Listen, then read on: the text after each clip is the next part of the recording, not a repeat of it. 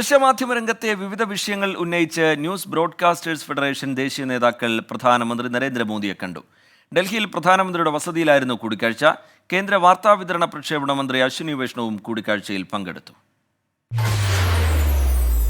രാജ്യത്ത് ദൃശ്യമാധ്യമ രംഗം നേരിടുന്ന പ്രശ്നങ്ങളായിരുന്നു പ്രധാനമന്ത്രി നരേന്ദ്രമോദിയുമായി ന്യൂസ് ബ്രോഡ്കാസ്റ്റേഴ്സ് ഫെഡറേഷൻ സംഘം നടത്തിയ കൂടിക്കാഴ്ചയിലെ പ്രധാന ചർച്ചാ വിഷയം. NBF പ്രസിഡന്റും Republic Media Network editor in ചീഫുമായ അർണാബ് ഗോസ്വാമിയുടെ നേതൃത്വത്തിലുള്ള സംഘത്തിൽ 24 ചീഫ് എഡിറ്റർ ആർ ശ്രീകണ്ഠൻ നായരുമുണ്ടായിരുന്നു.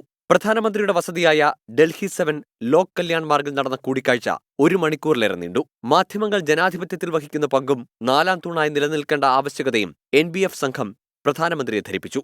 ദൃശ്യമാധ്യമ രംഗത്തെ മാറുന്ന സാങ്കേതിക വിദ്യയെക്കുറിച്ചും വിശദീകരിച്ചു.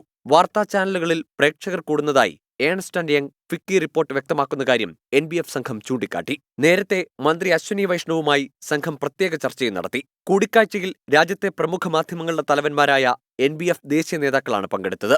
ശങ്കർ ബാല, കാർത്തികേയ ശർമ്മ, ജാഗി മംഗത് പാണ്ഡ, വരുൺദാസ്, റിങ്കി ഭുയാൻ ശർമ്മ, സഞ്ജീവ് നരൈൻ, സുരേഷ് ഗോയൽ, സുബ്രഹ്മണ്യം, അങ്കദ് ദീപ് സിംഗ്, ഐശ്വര്യ ശർമ്മ, മനോജ് വഡോദരിയ, പ്രശാന്ത് നീമ, പ്രവീന്ദ്രകുമാർ, അനിൽ സിംഗ്, NBF ഓഫീസിലെ R ജയകൃഷ്ണ, ഇഷിത എന്നിവരും കൂടിക്കാഴ്ചയിൽ പങ്കെടുത്തു. വാർത്താ പ്രക്ഷേപകരുടെ രാജ്യത്തെ ഏറ്റവും വലിയ സംഘടനയാണ് NBF. 24 ഡൽഹി.